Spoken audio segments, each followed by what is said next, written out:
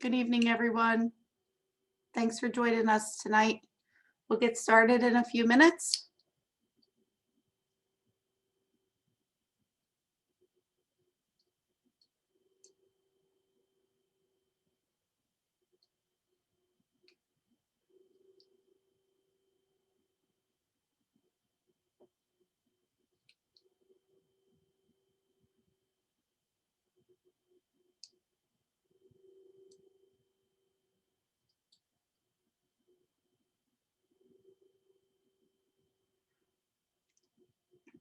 Good evening, everyone.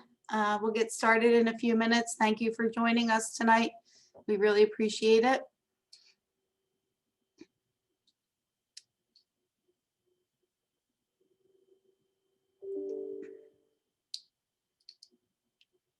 If throughout the webinar tonight, I will let you know it is being recorded, but if you have questions, please put them in the Q&A.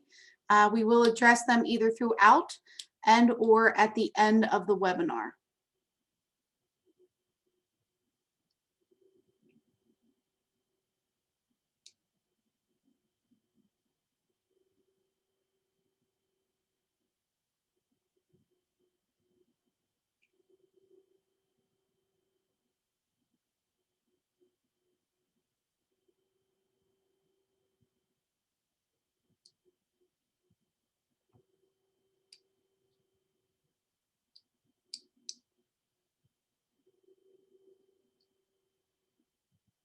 Get started in about 2 more minutes.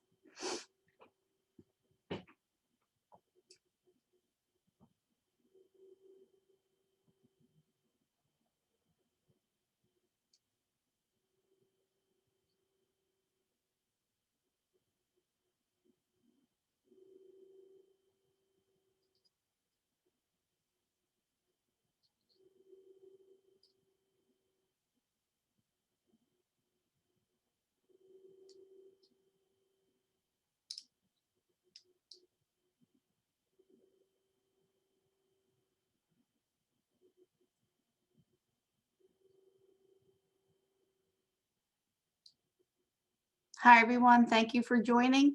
We will get started in a few minutes. We cannot see you as tonight is a webinar. It's not a normal Zoom. I can see your names, but I cannot see your faces. So if you have questions, please put them in the question and answer, and we'll be sure to get to them either during the webinar or at the end of the webinar. If there are too many questions, I promise you that we will put a question and answer out, but we are hoping to answer some of your questions here tonight. I'm going to give it about 1 more minute just to let you know that this webinar is being recorded.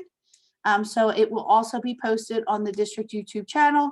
In case you missed something, we understand there's a lot of stuff going on behind the screens. And so you could always watch it or share with a friend.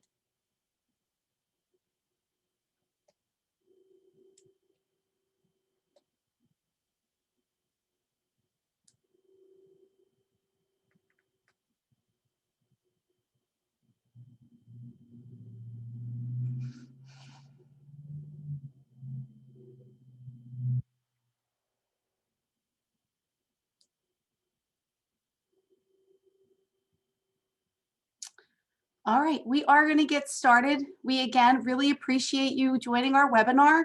We are hoping this is one of many series that we will be hosting this year of Stay Informed and Stay Connected, putting your best buck forward.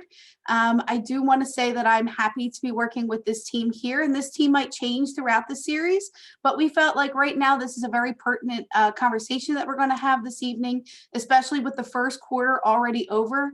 I don't know about you, but I'm having a hard time believing that. So we are here to help. We understand that these times are different, and there's no one denying that. But we also appreciate your patience as we work through some of the challenges that we're experiencing with this newness. But really, we were always here to support your children, and that is what we are here for. I just want to take a minute and introduce everyone here this evening. We have Kathy McCullen, who is a social worker here in the district. The district is happy to have 4 social workers. Kathy is one of them.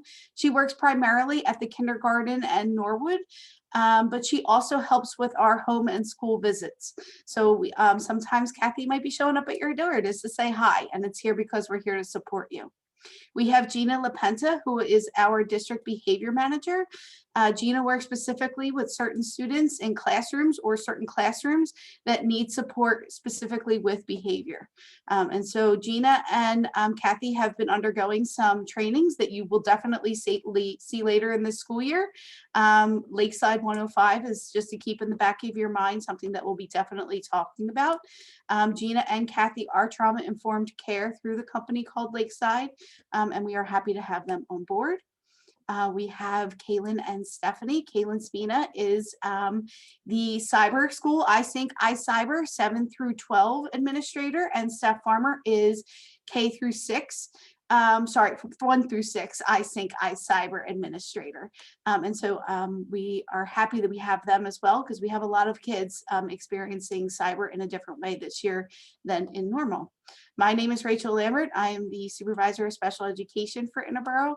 And I'm happy that you all are here today. So before we get started, I thought it would be something that maybe kids are talking about, a brain break. Brain break is something that we do throughout the day, especially now since we can't get up and out of our seats more often than we would. A brain break is also something that you can use, and I promise you I do throughout a very stressful day. A brain break is something you can use with your child when they're experiencing a lot of stress or anxiety about a certain topic, and it's okay to just stop and do whatever you need to and take this brain break.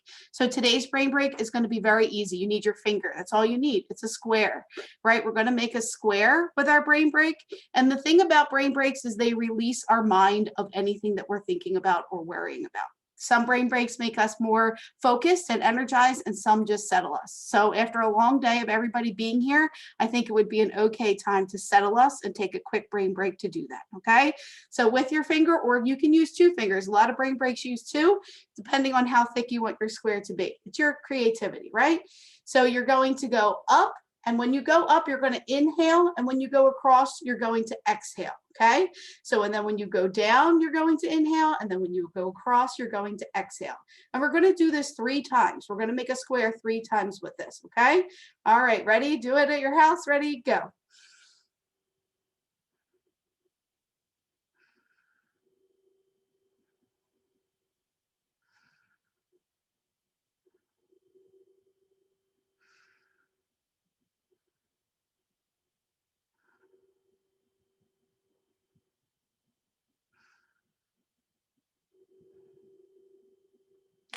Thank you for participating. All right, Kathy and Gina, take it away. All right, thank you, Rach. I'm going to go ahead and share my screen here. Okay,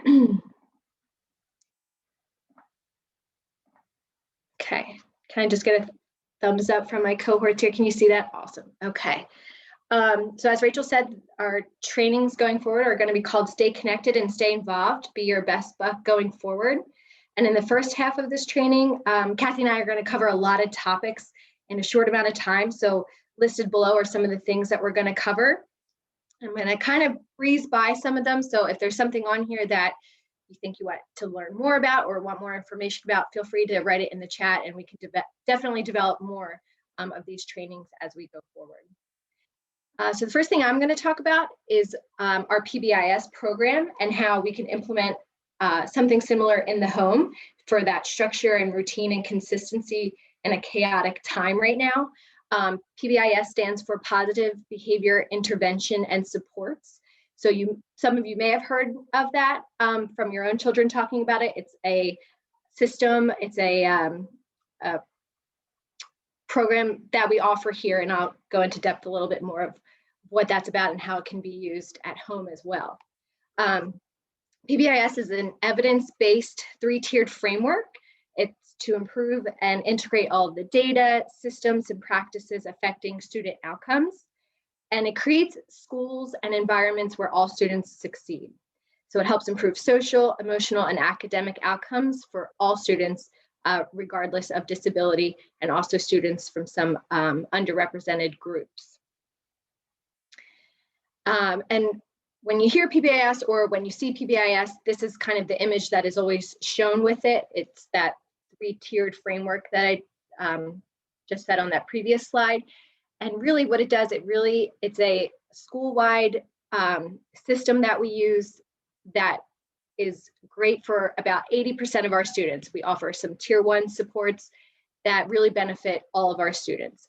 And from that information, from the data that we collect, we're able to identify, that other 20% of the population that maybe doesn't benefit that well from PBIS, but we can put supports into place that are a little bit more individualized with those particular students who are not benefiting from it. The ultimate purpose of PBIS is to increase student achievement and to build positive and supportive school climates. And so what is PBIS, or what is PBIS all about? Some components are, there are about 3 to 5 positively stated school-wide expectations in each one of our schools here. Most schools have about 3 expectations. The more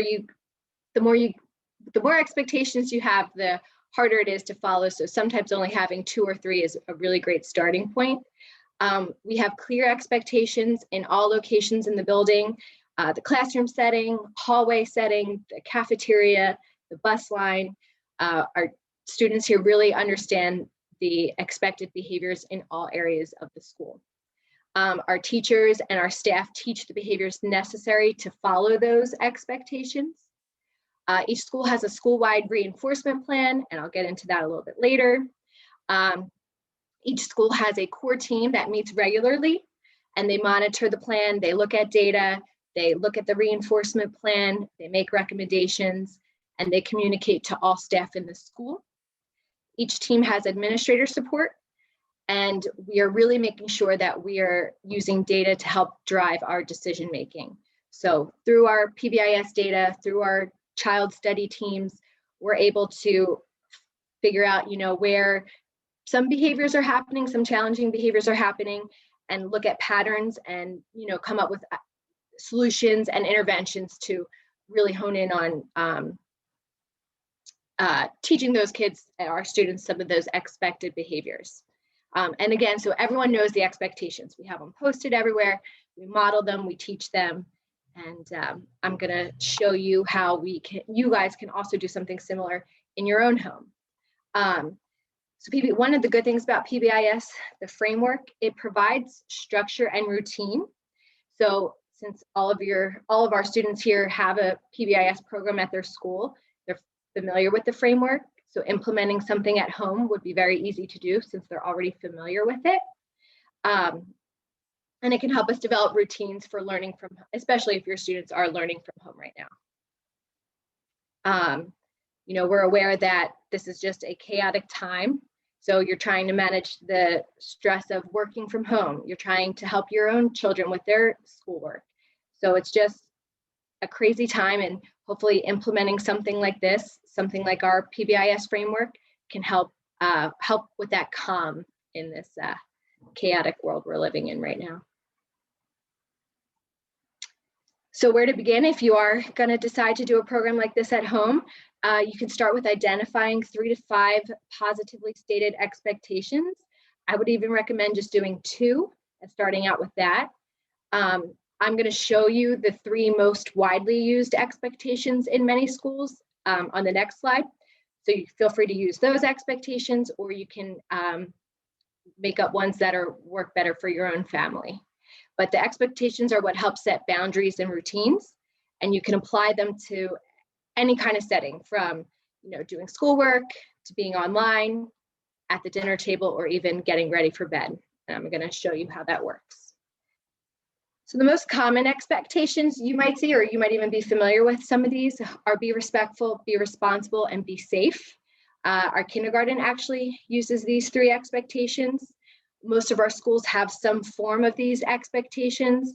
And this year we actually added in a safety expectation for all of our schools, with making sure our students know to wear their masks properly, how to walk on the right side in the hallway, stay 6 feet apart. But these are the 3 most common, and that's throughout, the state, the counties, other schools use this framework. It's not just Interboro. And then from those expectations, we develop what's called a matrix. So this is an example of a matrix. And on the left-hand side, you'll see the expectations: to be respectful, be responsible, and be safe. But then we also identify what those expectations look like in different settings. So real quick, I'm just going to show you, this is actually the matrix that Prospect Park uses. So their expectations are positive, productive, proud. So it's usually those three, and then they added the safety in this year. And then they've described what that looks like in the hallway, the bathroom, the classroom, and online. And then another example, this is Glen Olden's matrix. So they have a lot more settings identified on their matrix. So it's a little hard to see, but their expectations are preparation, respect, and integrity. And then they've identified what that looks like, in the bus line, at arrival and dismissal, in the classroom. So again, something similar can be developed at home. You'll have access to these resources after the training. I'll show you where you can get them, or you can take a screenshot of this, or even just create your own matrix. But again, you want to identify the expectations, and then you want to be able to show them and model exactly what that means. What does it mean to be respectful at mealtime? Well, it means saying please and thank you. It means taking only what you can eat, using an inside voice. So really taking those broad expectations and identifying what those behaviors look like. And you can keep it simple. You can just have, a couple of settings on there. You really can make it what you want. And it's good and helpful to post it around the house so that everyone is aware. Just like we do here at school, we post these matrix all over so that everyone is aware of the expectations. What you could also do is, we know that children are more likely to follow expectations if they help set them. So this is another resource you can use to work on the matrix with your own kids at home. You can sit down with them and talk about, what does being respectful look like when you're doing your schoolwork? What does it look like when you're eating dinner with the family? And with them having the input into it, they're more likely to follow those expectations because they helped create them. So this is a good resource to use to help build that matrix. This is just another good resource to have. It actually, it can be posted in the area where your students are doing their online classes. And it's just good examples of what it looks like to be respectful, responsible, and safe during an online class.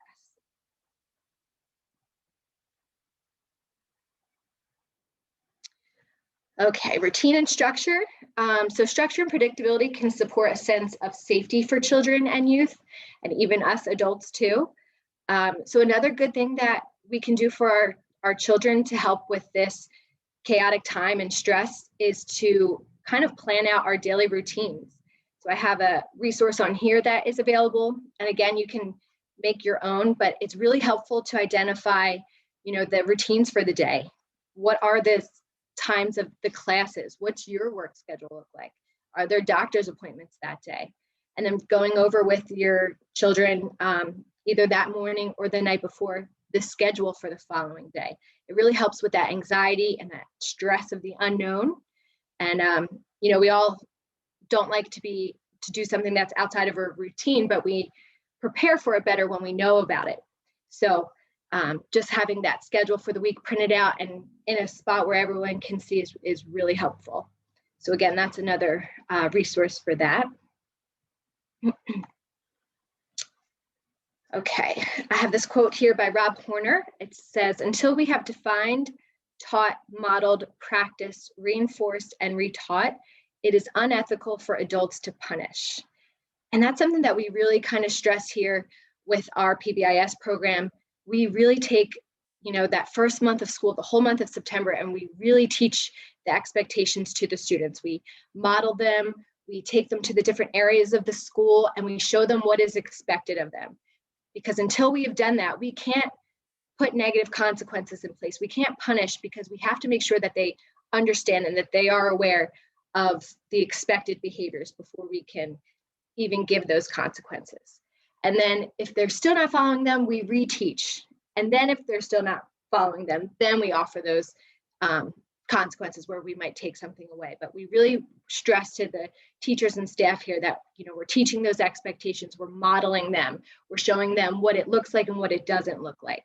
So that's something helpful to also do at home if you are choosing to do a matrix like that. And again, that leads to consequences. We really want our students to understand that their choices lead to consequences. So if they, if we've done all that we can do and we've taught them the expectations and we've modeled it and we've retaught them, and they still choose to not follow the expectation, then of course that's going to lead to a particular consequence. Maybe they lose recess time, or at home, maybe they lose tech time, but that's because it's their choice. That's what they chose to do. They chose to engage in that behavior. But we also want kids to know that they can make choices and actions that will bring about positive consequences. And that's when we kind of get into our reinforcement system, which is a part of PBIS.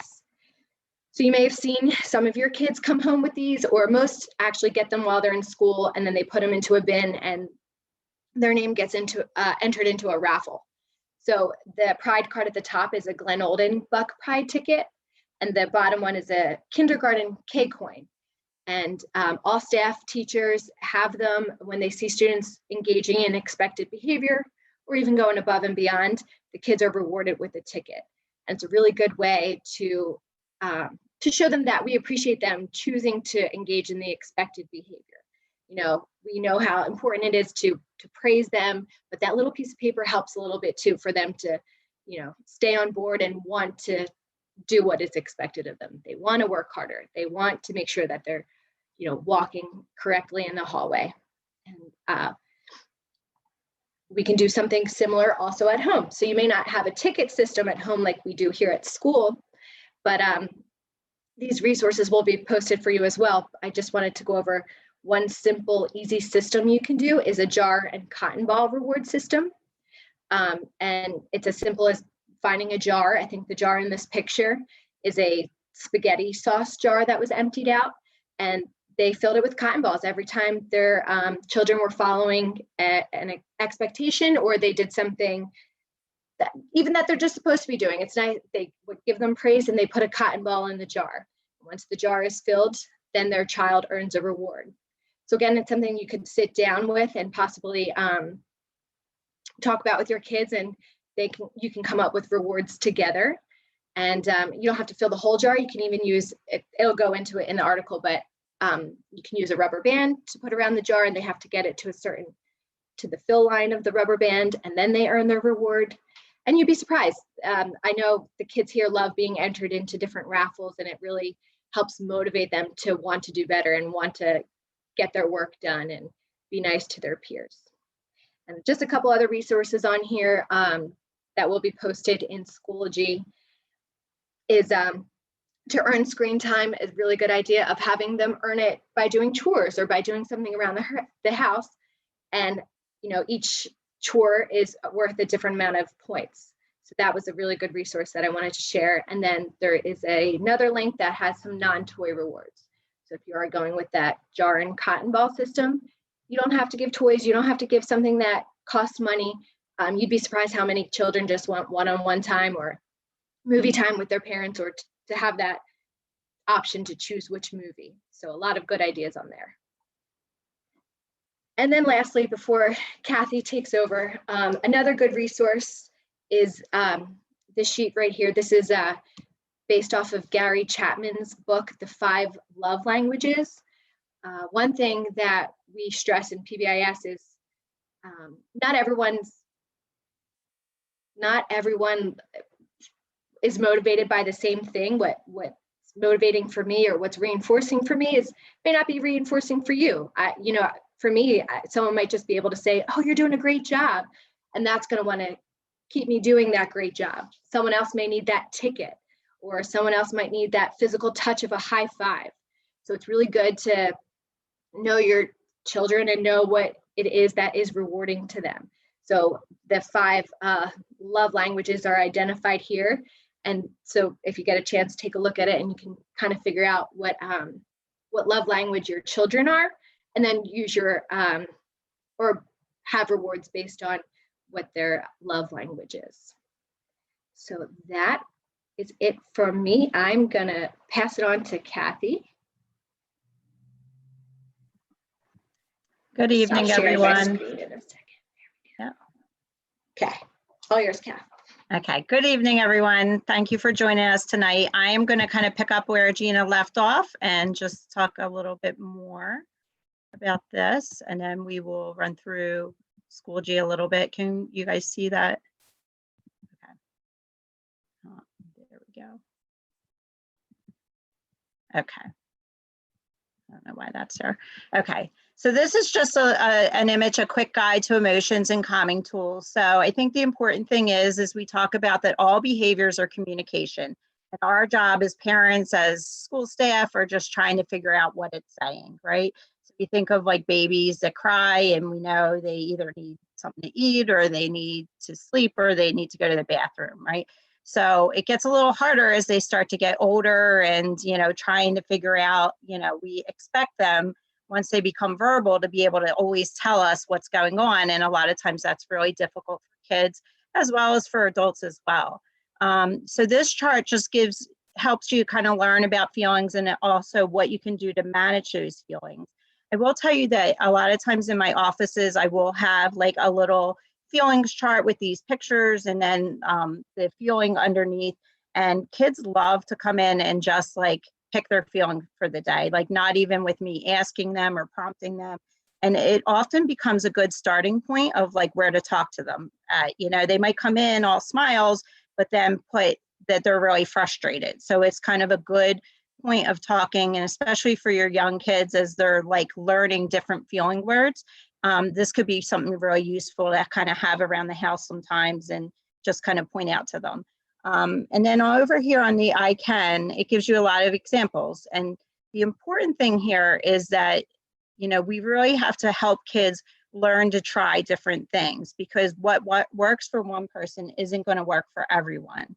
So, anytime I have kids that I'm working with, I will say to them, you got to practice, try these different things, and then you report back, because I could give them all these techniques, but if it doesn't work for them, like you might say, count to 10 and take deep breaths. And someone says, well, that doesn't work for me. So, okay, so then is it listen to music? Is it, getting a drink of water? So it really is something that's personal, and it's important for you to kind of sometimes talk to your kids after they calm down. Sometimes it depends also what level they're at and how well you can talk to them in that moment. Sometimes it might be just get a drink of water, provide the basic needs, get them to calm, and then maybe move on to like listening to music or journaling or writing about it. So that's something you can keep looking at. Hold on, I'm sorry. It's not, there we go. Okay, the next is about restorative practices. So restorative practices is something we also use in schools sometimes. And basically the goal of restorative practices is to help repair and improve relationships between people and communities. So within the school community, we'll talk about like if there's a bullying incident or if there's a fight, like how do we get the parties involved to kind of not just know what they did was wrong, but how do we get them to kind of recognize how they made the other person feel, how they felt, like what was going on in that situation. So you'll see that there's some questions here for those who are showing the behavior. So think of when your two kids are fighting, right? And one of your kids throws a shoe at the other one. And you might think, what happened? What were you thinking at the time? What have you thought? A lot of times that's where you're saying, what are you doing? You're kind of saying to them real quick, but it might be taking a step back and saying, how do you think that person was affected by your behavior, and who else was affected? Because it doesn't just affect those two kids in the situation, it affects you because now you're frustrated as a parent. It might affect the other siblings in the house. So it's really trying to get them to recognize how their behavior impacts others. And for those who are affected, you might say, what did you think when you realized that happened? How was the incident impacted you and others? So kind of some of the same questions, and getting them to then share with the other person how they made them feel. So that's something else that you can use sometimes with kids, especially your own kids, when they're kind of giving you some trouble.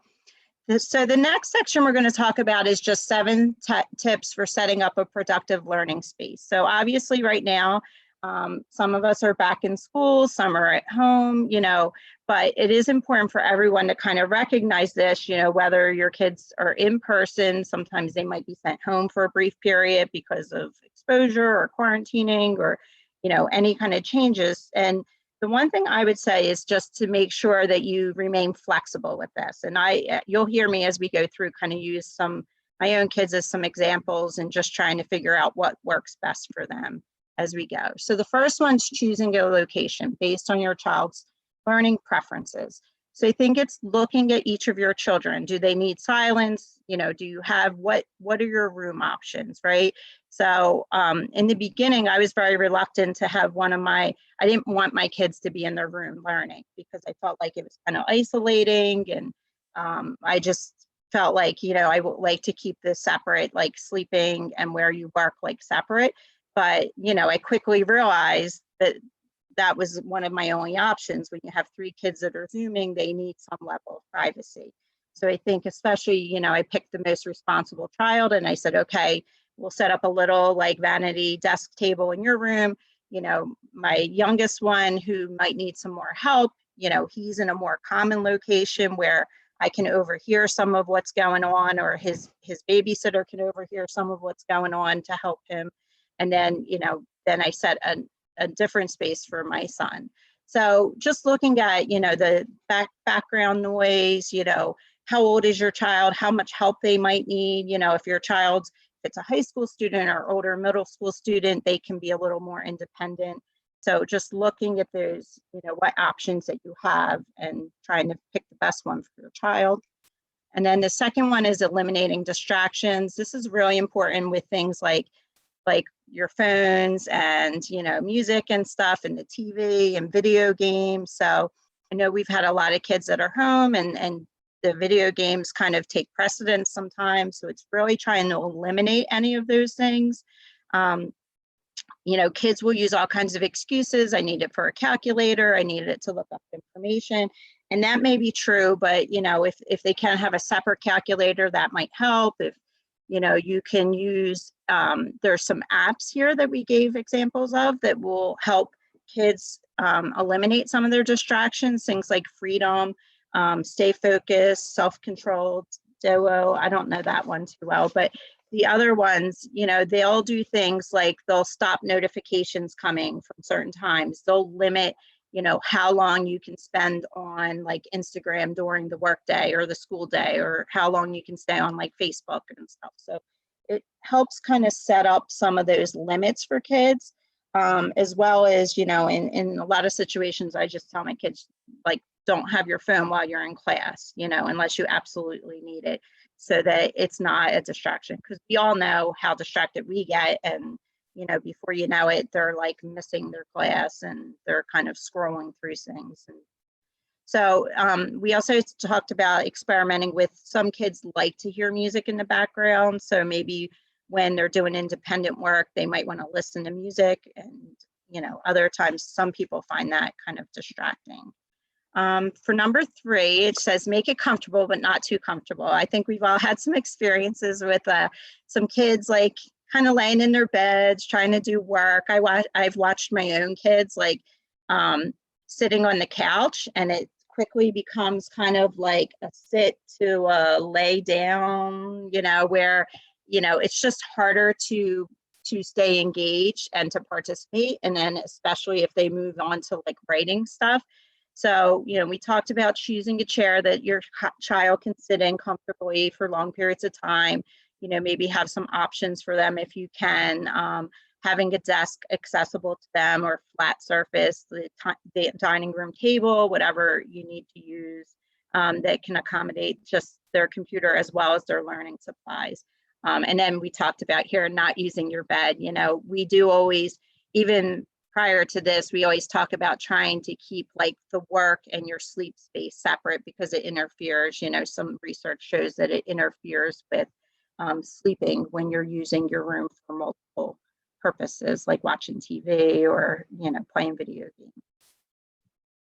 Ensure your learning space has good lighting, you know, just including natural light, windows, you know, if they have a view of the outdoors, that kind of stuff. Have all of your child's supplies, pencils, papers, calculators, easily accessible. You know, I'll talk about this more, but as a social worker, if you ever need supplies for your kids, you know, reach out and let us know, but encourage your child to keep it organized and clutter-free. And then even maybe give them an incentive if they're keeping their space clean, you know, maybe make it one of their chores if that would help. Encouraging your child to personalize their learning space by adding decorations, artwork, anything else. So that's child dependent. If you think that would motivate your child, definitely that. We've seen a lot of the younger ones. I see a lot of the younger ones. I will readily say that we did not do that, but you know, some of the overachieving parents do have like the alphabet and like all these designs all over, but you know, that definitely helps. If possible, the learning space should only be used for learning. So this includes attending classes, doing homework, studying, for example. You know, obviously this isn't always possible. I mean, we use our dining room table. We try to clear it when they're learning, and then, you know, move their stuff when we're not using it for learning. You know, other than that, everyone's kind of making best with what you have. You know, if you have a table where at least in the time, they kind of have that clear space without a lot of distractions and a lot of other things that might distract them throughout the day. Okay, and then I do want to definitely ask for, I'm so excited that everyone's in here tonight, and I definitely want you guys, if you can, to follow us at Twitter. We have a Twitter at ISD_social work. We do mostly just tweet out like community resources and any programs that we become aware of, like housing, food resources. We just shared one about grants for childcare. So if you know, people that have additional costs due to childcare, they have a program available right now that you can apply for. So it really is just informational for the most part. So if you have a Twitter, you know, definitely try to follow us, and we do share that stuff out. And then I'm also going to show you briefly a Schoology page. I know Kaylin and Stephanie Farmer are going to talk a little bit more about Schoology, but I'm just going to show you real quick a parent group that we had developed, and I'm going to stop sharing this. This is the access code, which you will see when I put the group up as well. But okay. So the group that we are looking for parents to join is this one. It's called Community Resources and Support. So when you go in there, this is Mary Ellen Kane. She is our wonderful social worker at Tinicum and Prospect Park, who, thank God, is very tech savvy and has helped really develop this very user-friendly page for parents and put a lot of this stuff together for us. So thank God for her.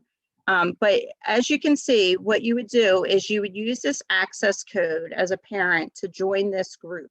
And this again will be information only. So we would just be pushing out any information, anything we became aware of, anything that would be helpful for parents. And you'll see if you go in under the resource tab, there's a link for community resources, a link for district resources. So this might have any of like the safe to say information, like who's the social workers in your building, our student assistance program forms.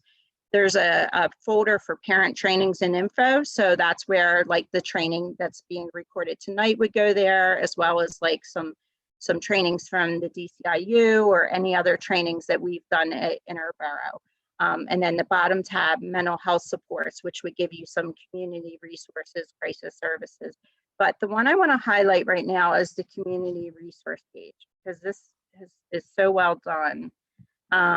So basically you would follow that to the Interboro Community Resources page. And from here, you can see at the top, there's all resources links for food, housing, tech, financial, medical, mental health. So if you click on any of them, it'll give you information about the Interboro food program, as well as like our local food pantries, any food giveaways, you know, any kind of like what you could apply for.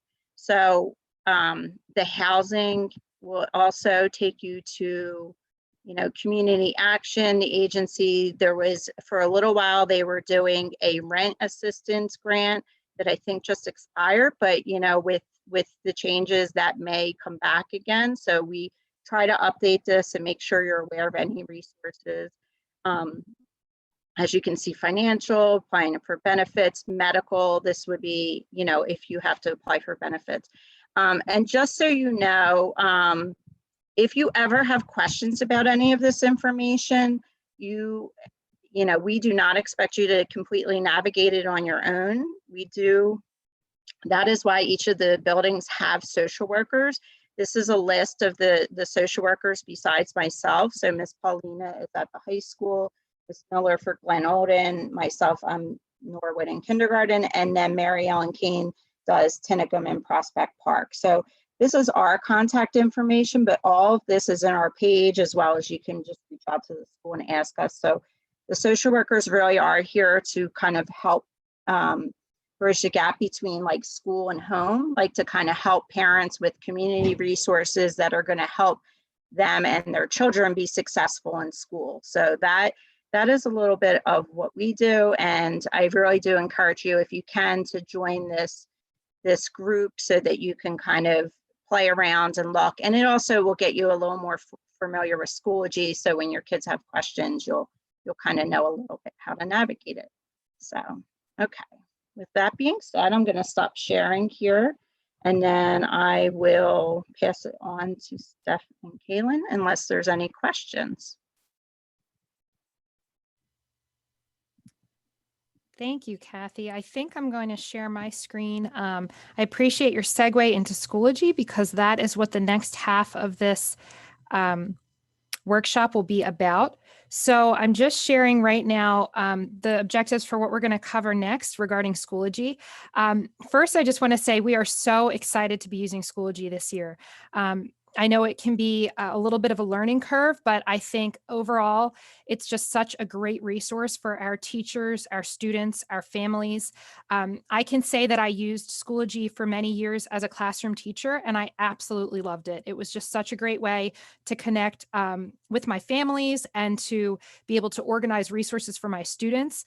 So we're going to just show you a few of the things on Schoology today, particularly that pertain to the parent access end of Schoology. So just to introduce myself again, I'm Kaylin Spina. I'm the 7th to 12th grade iSync iCyber administrator this year.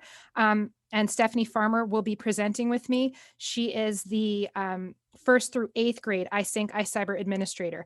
I do want to say that everything we're presenting today also applies to all of our students who are in hybrid in-person learning, as they are using Schoology as well. This is a platform we will continue to use. So it's not just, you know, something that we'll be using for this year, or you know, with these various restrictions regarding COVID, it'll be something that we use moving forward. And so it's really exciting, and we wanted to just have you get to know it a little bit better tonight.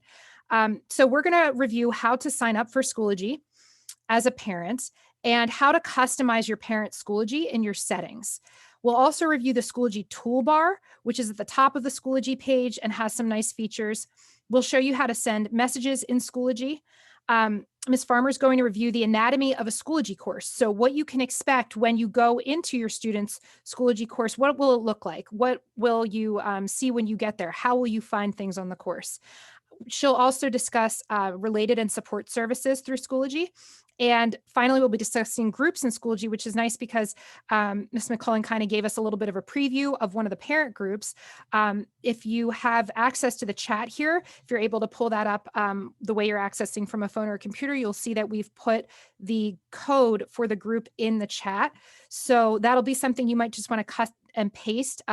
Ms. Farmer will review how to join a group as well. So in order to create your account for Schoology, you'll just want to go to Schoology.com, and you can click sign up, and then you'll just come down here to parents. When you click that, it will give you this screen, and then you'll just go ahead and put in that alphanumeric access code that you were given by the tech department. That will have come, there was an email that came out a few weeks ago, and one prior to that as well, that just had your student's access code. If you're unable to find it, it's not a big deal at all. You can just reach out to me or Ms. Farmer or the tech department, or you can reach out to the administrators at your child's school, call the main office. They will be able to get you the access code. So It'll look kind of like what we put in the chat there with a series of numbers and letters and dashes. The good news is you don't have to use the dashes or worry about the caps lock. As long as you're putting in the alphanumeric aspect of the code, it will work. So you're just going to enter that and click continue. I've already created an I am account. so sorry to interrupt you. The screen right now is staying on the parent overview, so we're unable to see what's I've going gotcha. on. Let me pull that back. Thank you. Let me just share again. And oh, I see. Okay. Let me just put this up. Is that better? Is that working? Okay. Thank you, Ms. Farmer. Please interrupt me when I'm doing that because I tend to not realize when others can't see the screen. So I'm just going to bring us back a second. So basically you'll just go to schoology.com and then you'll just come over to the upper right-hand corner here to sign up and down to parent. Once you click on that, it gives you this little box, and that's where you put the access code and click continue. If you've reached out to your child's school or if you're looking at the email, you can just cut and paste it right in there. Once you do, it will take you to a page that asks for your email address, and it'll ask you to agree to the terms of use. You'll have to agree to those to continue. It will ask you if you want to sign up for the access to the blog. You don't have to do that if you don't want to. The only thing you have to agree to is the terms of use. Once you do that, it will take you to your Schoology page. Now you can see I have a lot of courses on my page because I'm, an administrator for a lot of these courses, but yours, probably you won't have any courses to start. But you will see when you come over to the right-hand side, your name, and then there'll be this little caret here, this little drop-down pointer. And when you click on that, you will see your child, and this will be the child that you just used the code for. If you need to add another child, you can click add child, and you'll have another opportunity here to add another code. So if you have, say, a son in 5th grade and a daughter in 3rd grade, if you use your son's code, you'll see him already there, and then you'll just add your daughter's code here and click use code. One thing to note is that the code that you get for your child can be used by multiple parents or guardians. So if you would like to have an account and your spouse would like to have an account, you both can, and you would just use the same exact code for that child for the account to create the account. It'll create a separate account for your spouse with your spouse's email address and information, but you would use the same code. Once you do that, you can drop down and you're able to select which child you want to view this as. Now I'm viewing it as my child here is Prospect Park Test. It's just a test student account we created. So when I click on that, I'm able to see when this loads basically what my child sees in Schoology and what they have access to. So I'm going to talk about this banner in a moment, but before I do that, I do want to draw your attention to one more thing here. Once I've selected my child, I can come down here and I can select settings. And I can set up my account settings for my account. So here is where I could, decide whether I want to set my own homepage to recent activity or course dashboard. Recent activity will just show me notifications that teachers might have posted for classes I'm in. Again, you probably won't be in too many classes, so I wouldn't worry so much about that. The most important thing here is to just make sure, that all your information is correct, and to click on notifications. This is really where I think parents get the most kind of bang for their buck with Schoology with this. When you click on notifications, you can ask Schoology to send you a weekly or daily email digest, which summarizes the work that your student has done and the things that your student is working on. So you could say, I'd like to have that every single day. So you could say, well, first you could turn it off if you say no, thank you. I do recommend it. I think it's great. So you could turn it on and say, yep, every single day, I'd like to receive this at 5 p.m. That way, by the time I get home from work, I can review it and see, what my student has done that day. I could also set it to be weekly. So I could say, okay, my student, I want to get this every Monday morning. I'd like to get it, at 5 a.m. in the morning. And I can set that up and have it right there on Mondays weekly. Below that, there's an area for you to select on or off to receive overdue submissions emails.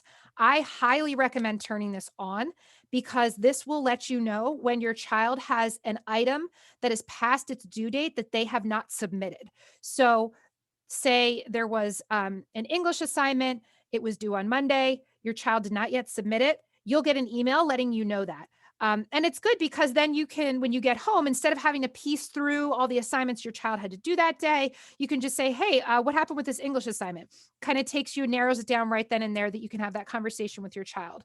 So that's what I would start by doing. Again, that's over here down underneath when your child is selected. That's over here in settings under the little name at the top with the little caret below.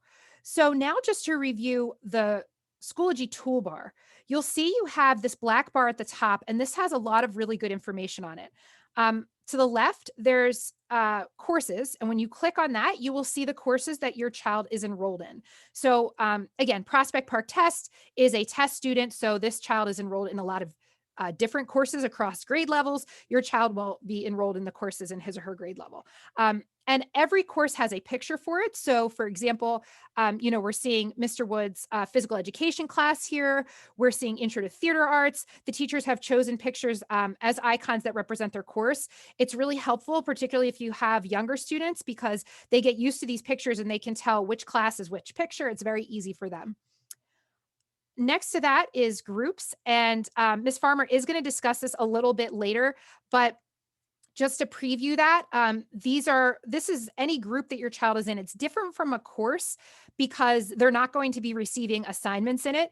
It's more just an area for them to find resources, maybe have discussions, things like that. So you might see that your child is in, maybe your school's guidance counselor has a group and she has students in it to talk about good study skills or something like that.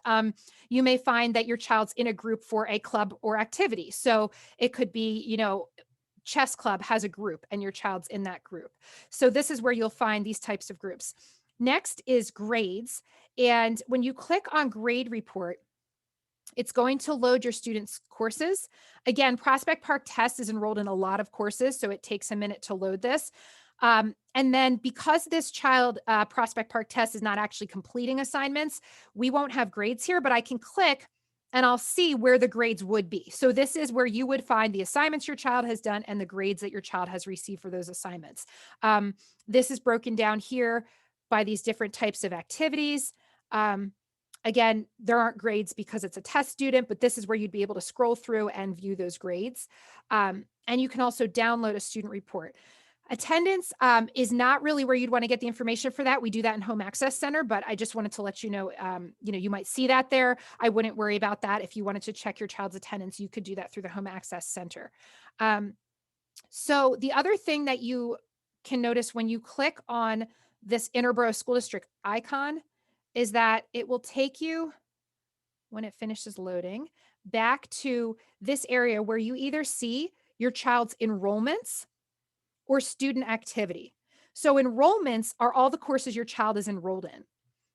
You may also want to look at student activity. When you click on that, you can see all of the things here that your child's teachers are kind of reaching out about for your child's courses. So for example, Mr. Herman at the high school posts all of the kaleidoscopes, which are the morning announcements for the high school, on this page through announcements. So your child, if your child's at the high school, is a member of this PBIS course and can click here to view daily announcements every day.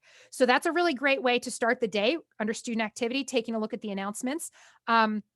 You'll also see on the right-hand side that you'll see any overdue work. So anything that your child has not submitted that was due, that's all on the right. And again, Prospect Park Test doesn't submit a lot of work because it's not a real student. So there's a lot of overdue assignments. Your child would have far fewer overdue assignments than this. So at the top, you'll also see recent grades and attendance. So you can click here to see graded assignments. So you can look, it looks like Prospect Park Test did do a few graded assignments, which is exciting. You can also see any tests and quizzes. There aren't any graded right now for Prospect Park Test, and any discussions. When you're looking at these, you can also click in. So you could say, okay, what does a scientist look like? Well, all right, let's click into that and see, what did my child write? My child wrote analytical, careful, and intelligent.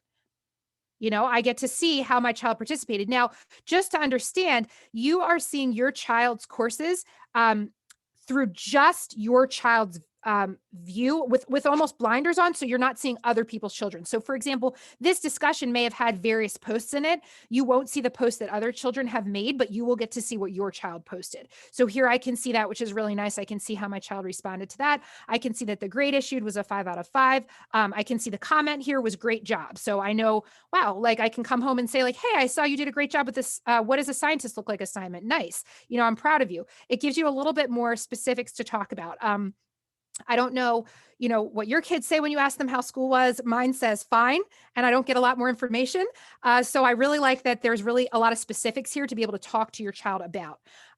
Finally, the last thing I want to draw your attention to on this toolbar is the calendar.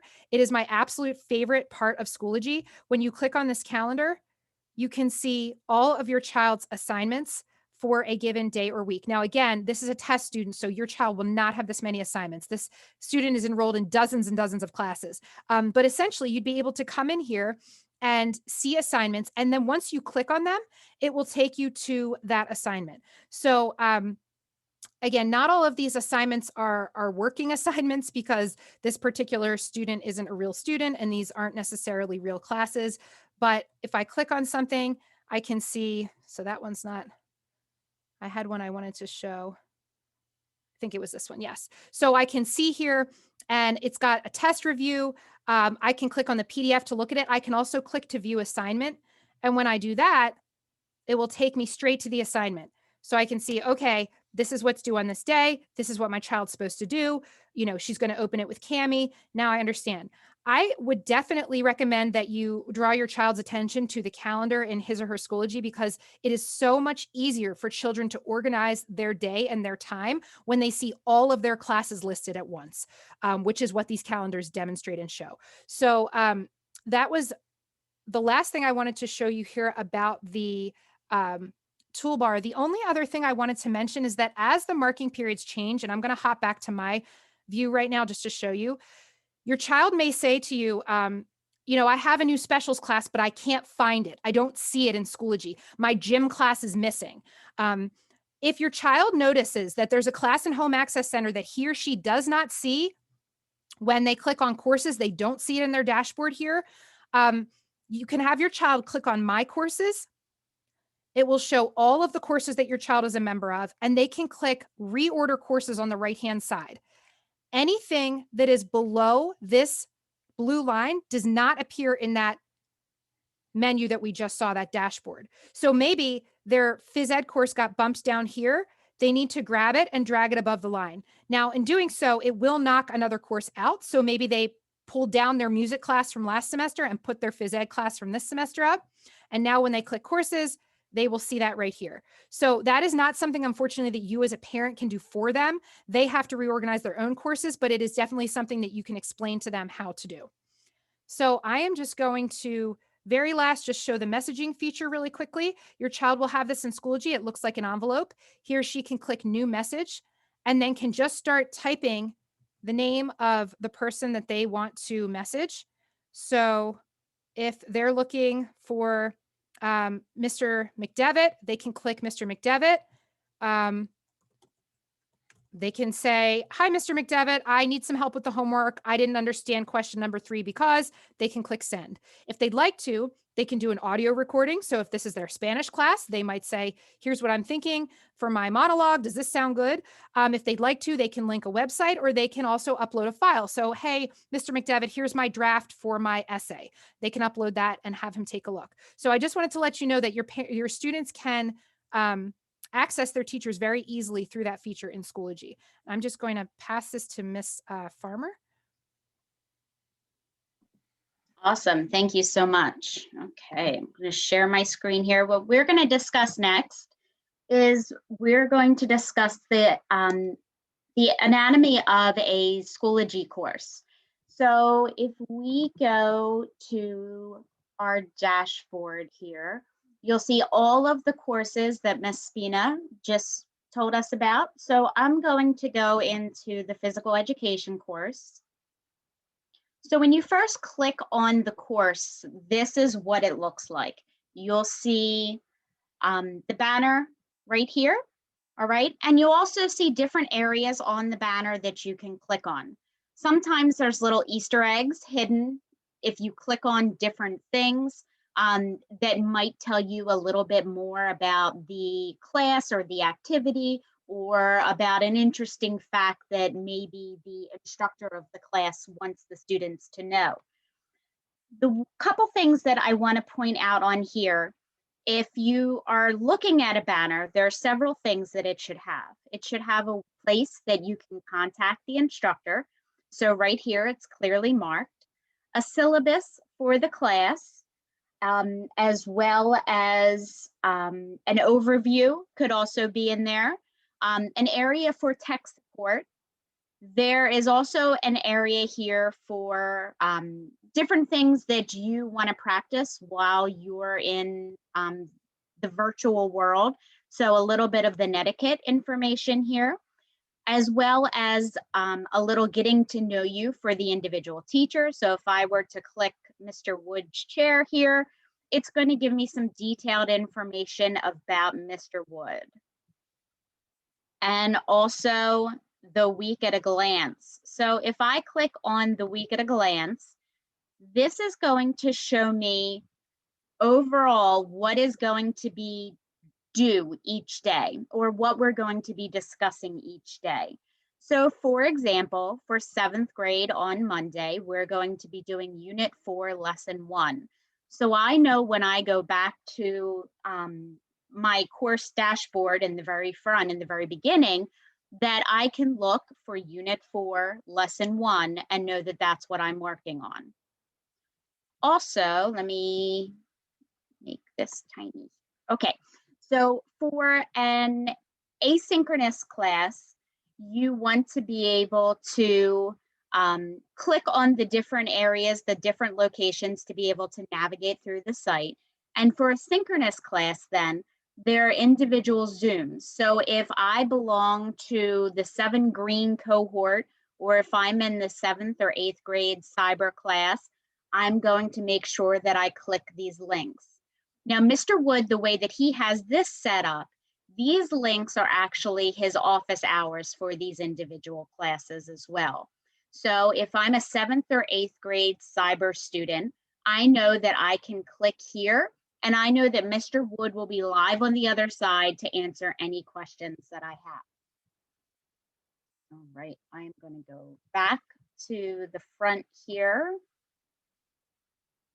So other things that we're also looking for is we will go to Unit 1. So you can see what the inside of the unit looks like, and we're going to go to Lesson 5. So there's a link here that is going to give us the instructions that we need to follow for the lesson. So if I click on this, there could be, oh, so sad, but there could be a slide, or there could be a video that is there that would be able to help the student as far as what the expectations are for the class. So this is a dance unit that Mr. Wood has set up, and these are the individual slides. For the dance unit, it has the activity, it has the time that is expected to be spent on the activity. Let's go back. All right. So another thing that they're going to have here is your exit ticket. You want to make sure that every class that you go to, you complete the exit ticket. Our exit ticket is actually our way of tracking attendance.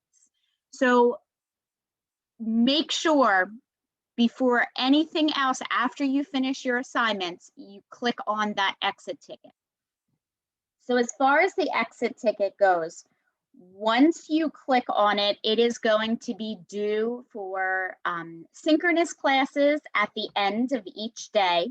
And for your iCyber or asynchronous classes, that is going to be due on Monday at 8 a.m. for all of the classes.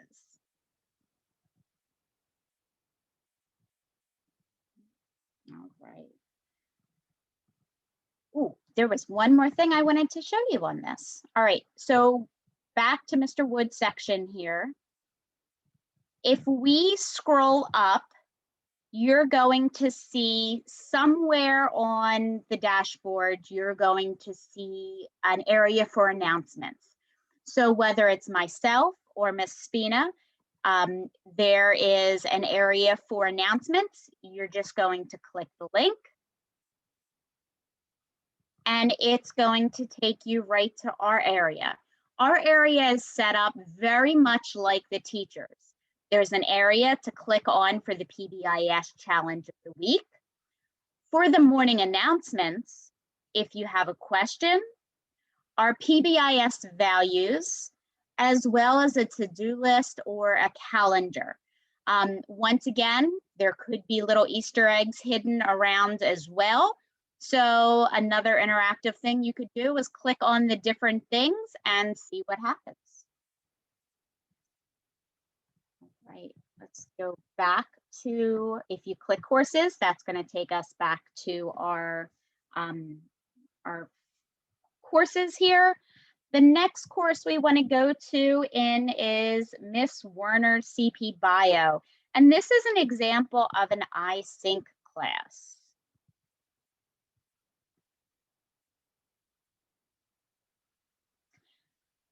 So once again, set up very similarly. This class is a live class right now. So it has all of the upcoming assignments that are going to be due. Her exit tickets are listed right here as well. So if I click on this exit ticket, here is my question: what happens to oxygen produced by plants? These are the directions right here. I'm going to hit submit assignment. Once again, I can upload a file, I can do an audio video recording, or I can just type in a response. Then once again, you have to click submit. If you don't click submit, it does not send. All right. So that is the exit ticket, the week at a glance. So let's go back to the front page here. And hers is set up a little different, where it looks like it's on the whiteboard here or the smart board. So looking at the week at a glance for an iSync class, let's take Monday, for example. So the lesson is here. Everything is linked. I can click on this and it's going to take me right to the activity. What I need to do, once again, everything is linked, the exit ticket as well as the lesson. What do I need to submit? Where can I go for help? So if I need to contact the teacher, all I have to do is click on this link and it's going to take me right to her email. How will I know if I understand? The teacher is going to either tell you how they're going to provide feedback, if it's going to be immediate, where it's going to be through. So for example, this one is going to be feedback in CAMI as well as a grade in Schoology. And then the link for the time. So I know at 10:54, I need to click here to access the Zoom link, okay? If you go down to Tuesday, you'll see that there was no live Zoom link for that day. That means that it was an asynchronous day. Once again, on Wednesday, same thing, back to our Zoom link. I can click it here at 10:54, and that's going to take me straight to the Zoom link. As far as some other groups or courses, let's do some other courses. Miss Robinson is our college and career instructor. So this is her course. So if your student is in her course actively, these are the different Naviance logins that you can use to access that information. We can also go back to courses. Mrs. Farmer, can you talk about office hours and what they can offer the child? I would love to. So as far as office hours goes, I did mention that a little bit with Mr. Wood with his schedule for in his week at a glance. So over here are the office hours. So we just had a PBIS raffle about this last week. If you saw your child clicking on or visiting their teacher during office hours, that can be to provide help. It can be to ask a question. It can be to talk about how you relate with something that was discussed during class. Or it can be a time that is just a little get to know you. So one of the examples that we used was during a poetry unit.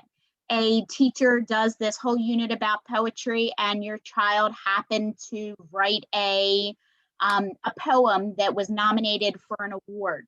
So the child naturally wants to discuss that with the teacher.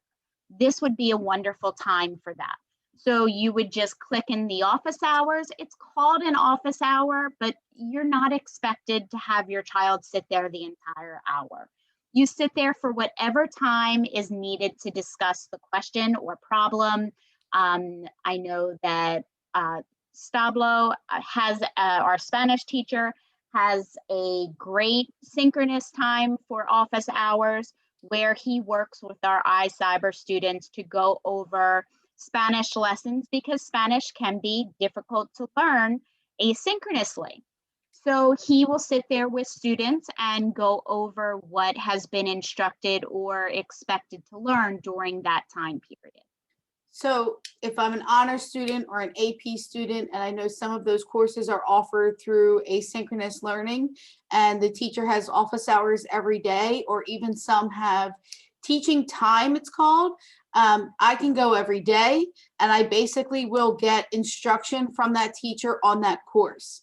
I think office hours have a misnomer amongst the students. One, there's like a fear that when they go, there's going to be over 400 kids there. The truth is, it's probably going to be a one-to-one tutoring session, to be honest with you.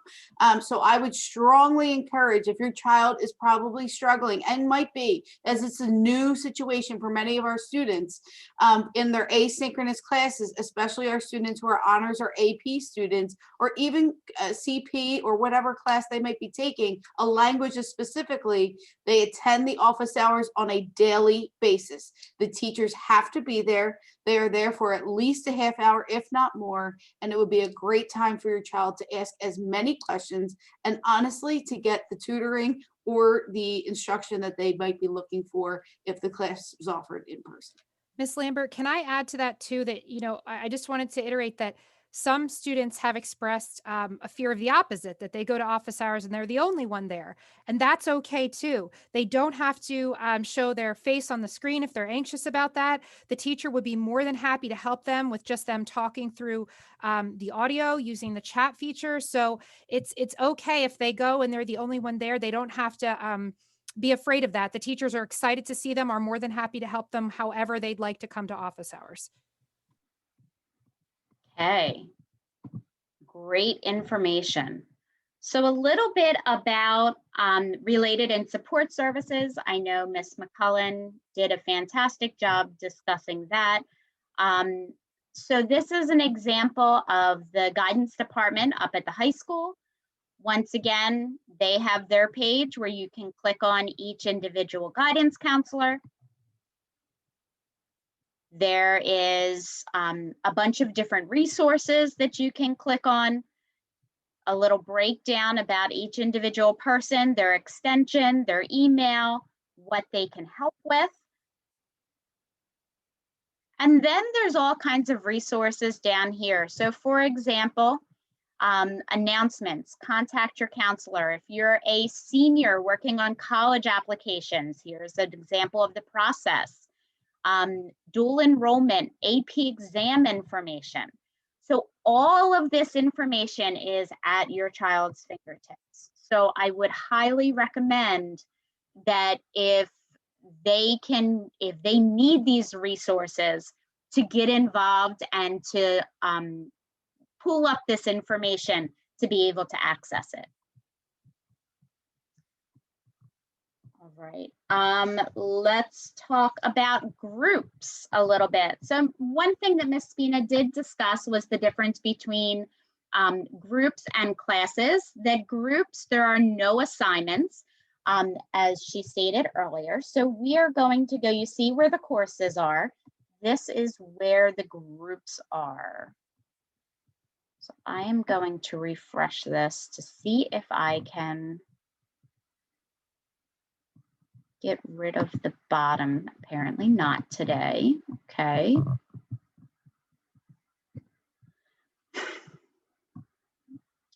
So as far as groups,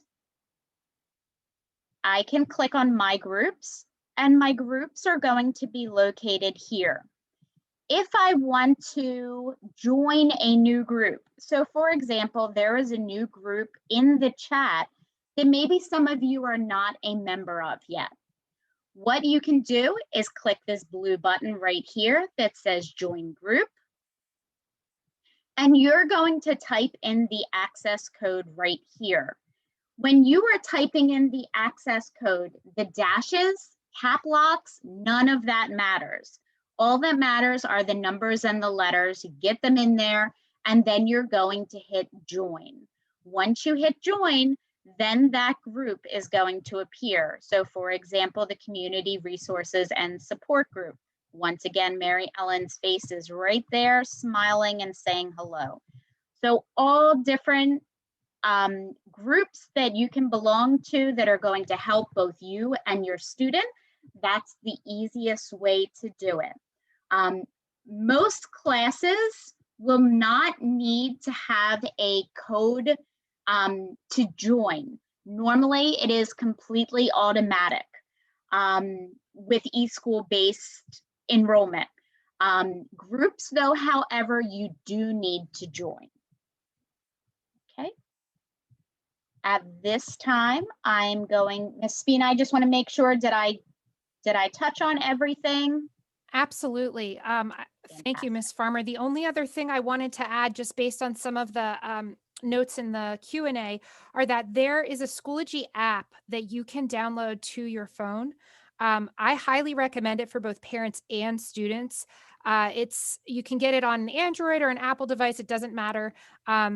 And when you download it, it just makes it that much easier to access Schoology on the go. So I know that if I wanted to check my son's work, when I'm at work, it's easiest for me to do that on my phone. I also think that for students, it's nice because, when they're out, they can get alerts to their phone. It can remind them about assignments. So I think that that's something I just would like to say to everyone. You can go to the App Store or wherever you go to get your applications for your device and download that Schoology app, and you can link it to your account, and it's just really easy to use and very helpful.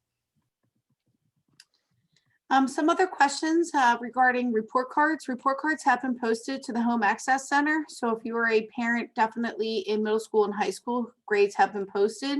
If you are a parent in K through 6, your report cards will go out through conferences and they will be emailed to you. So they will be emailed to you by the end of this week. They are not posted in the Home Access Center. Another question, and I know that this might be a pressing question about going virtual.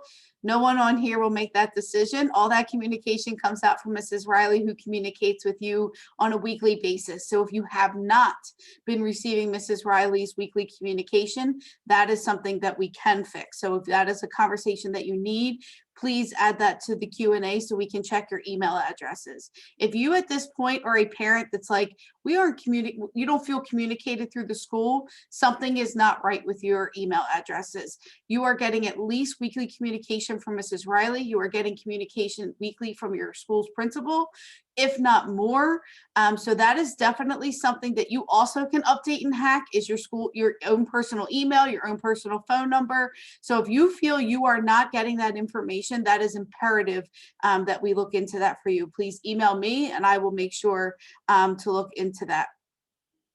I see that many people are asking about students. Students did and have received and continue to receive tutorials, if you will, in their classes regarding Schoology. But if you feel that this information is something that you and your child should sit down and watch together, I highly suggest that, because I also think it's important for them to know what you know so that they can't say, something that can be a blatant lie. Listen, I love kids, but kids are very sneaky and smart. And so they try to figure out what you know in comparison to what they know. So I think it's actually something to sit down together and to go over and work it out together. And to say like, no, I know you didn't submit that on Cami. I'm looking at it right here. And so when a child says like, I submitted it, you should see those words, submitted. If you don't see those words, it wasn't submitted. So yeah, so thank you for